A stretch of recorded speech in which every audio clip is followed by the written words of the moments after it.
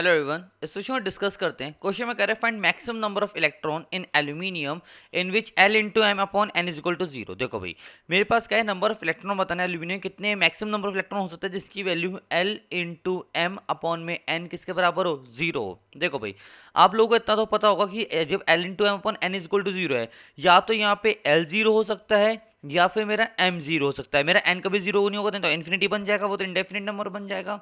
तो मतलब L या M में से कोई जीरो आना चाहिए। देखो भाई, अगर एल्यूमिनियम की बात करें, एल्यूमिनियम की कॉन्फ़िगरेशन मुझे पता, एल्यूमिनियम का एटॉमिक नंबर दे रहा है 13, मतलब कॉन्फ़िगरेशन की बात करें तो क्या आएगा 1s2 2s2 2p6 3s2 और 3p1, ये आएगा मेरे पास। ठीक है, अब क्या करते हैं, हम सबकी n की वैल्यू और l की वैल्यू और m की वैल्यू निकालते हैं, मेरा आंसर आता रहेगा। अगर मैं n इज इक्वल टू 1 की बात करूं, देखो भाई, जब मेरे पास n इज इक्वल टू 1 होता है तो मेरे पास l की वैल्यू क्या होती है, मेरे पास यहाँ पे क्या होती है, जीरो होती है। मैं एक काम करता हूँ, मैं ना टेबल बना के करता हूँ, टेबल बनाकर आपको समझ में ज़्यादा अच्छे से आएगा। यहाँ पे n की वैल्यू लिखते हैं, यहाँ पे l की वैल्यू लिखते हैं और यहाँ पे m की वैल्यू लिखते रहते हैं। ठीक है, यहाँ पे n की वैल्यू अगर 1 है तो l की वैल्यू क्या होगी, जीरो होगी, और m की वैल्यू भी क्या आती है आपके पास, जीरो, क्योंकि माइनस l से प्लस l होती है, जीरो आ गई। जब n के लिए 2 है, मतलब 2 है, तो सेकंड सेल की बात चल रही है, तो यहाँ पे l के लिए दो हो सकती है, एक तो जीरो हो सकती है और एक क्या हो सकती है आपकी 1 हो सकती है। जब जीरो होगी तो m के लिए क्या होगी आपकी, जीरो होगी, और जब आपके L1 है तो m के लिए क्या होगी आपका, 3 हो सकती है, ओके, -1 0 +1। अगर हम बात करें थर्ड शेल की, थर्ड शेल में बात करें तो l के लिए जीरो भी हो सकती है, 1 भी हो सकती है, 2 भी हो सकती है। जब l के लिए जीरो होगी तो m के लिए जीरो होगी, जब l के लिए 1 होगी तो m के लिए क्या होती है, -1 0 और 1, और जब 2 होगी तो -2 -1 0 1 एंड 2। ये मेरे पास टेबल बन के क्या हो गई, तैयार हो गई। ये मेरे पास टेबल बन के क्या हो गई, तैयार हो गई। अब देखो जरा, देखते रहते हैं हमारे काम का क्या क्या है इसके अंदर।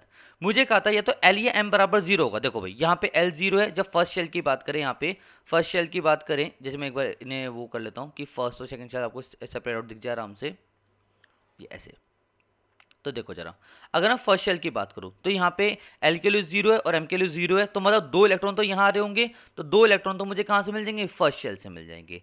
सेकंड शेल की बात करूं तो देखो भाई, जब एम एल के लिए जीरो तो एम के लिए यहाँ जीरो है, तो दो इलेक्ट्रॉन इधर से मिलेंगे मेरे पास। ठीक है, प्लस यहाँ पे एम के लिए जीरो है, एल के लिए वन, लेकिन एम के लिए तो जीरो है, मेरे को तो एल या एम दोनों से कोई जीरो होना चाहिए, तो एम के लिए जीरो आ गई। यहाँ पे कितने इलेक्ट्रॉन मिल सकते हैं, मेरे को दो इलेक्ट्रॉन मिल सकते हैं। मैं थर्ड ऑर्बिटल पे गया, थर्ड में एल और एम दोनों जीरो हैं, तो यहाँ पे दो इलेक्ट्रॉन यहाँ से मिलेंगे।